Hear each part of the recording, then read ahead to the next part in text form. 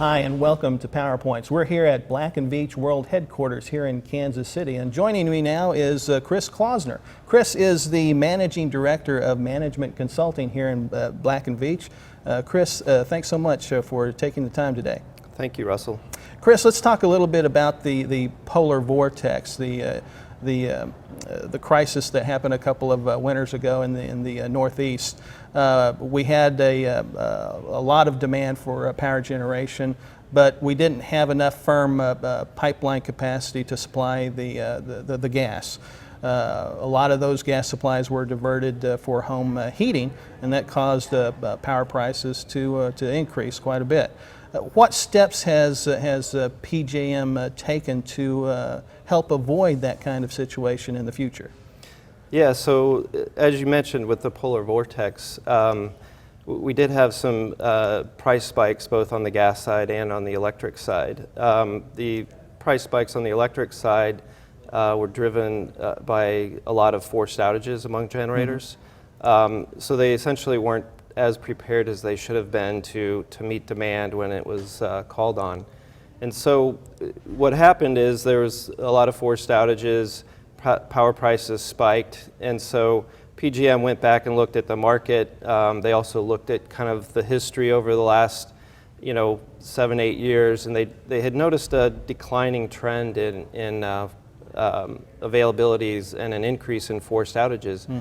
And so they kind of went back to their capacity market, and they said we need to make some changes. And so over the following year or so, they came out and proposed some rules, and what they've developed is what they call capacity performance. I see. And what they would like to do is transition all of the generators in PJM over to this capacity performance market over the next several years. Obviously, it'll take some time for generators to get maybe upgrades made to their power plants to basically harden them for operation in these challenging environments. But they've rolled out these new rules, and just in June last month, the FERC basically blessed these rules, and so they're going to go into effect.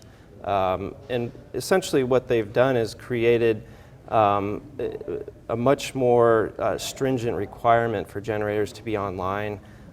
It narrows significantly the scope of what a forced outage would be. I see. And they've also assigned or will assign penalties for generators that are not able to comply the next time they have an emergency event. That's interesting. You mentioned penalties. What kind of penalties?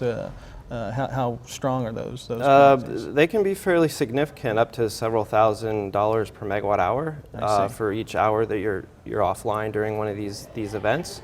I believe the penalties will be, just when they declare certain emergency events on the system. I see. But you definitely don't want to get caught in one of those instances because it could be pretty significant. Yeah. Well, you have one of the more difficult jobs in the industry. You actually have to go out and project pricing and capacity, and forecasting energy prices is a difficult task. Can you tell me a little bit about how you see power pricing in the future and some of the capacity forecasts? Can you give us a few details on how you see the market moving forward?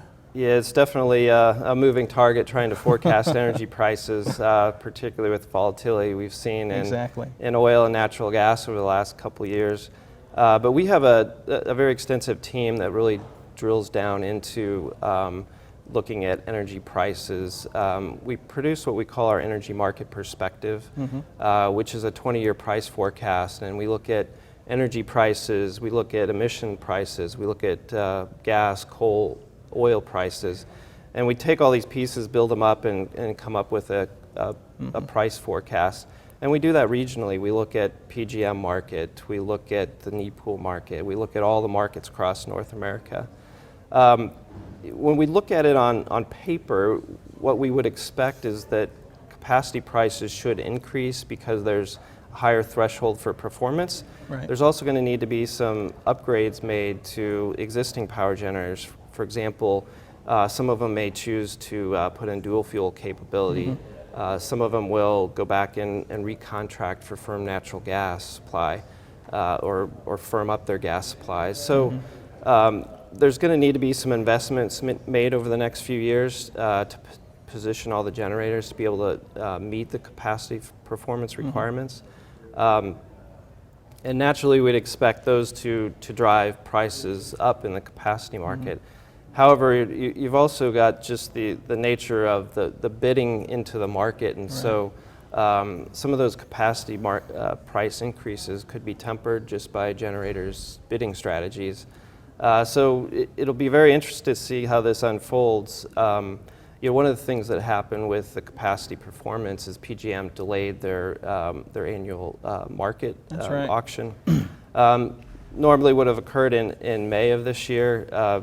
They've pushed that back to August 10th. So we should start to get some feedback on how the market's going to react to the capacity performance here in the next couple weeks. Yeah. Well, as you said, it will be interesting to see it unfold as the industry faces all these new rules and regulations, which, as you said, is going to impact pricing and capacity significantly. So, Chris, thank you so much for your time. We look forward to seeing the results of all your hard work here at Black & Veatch.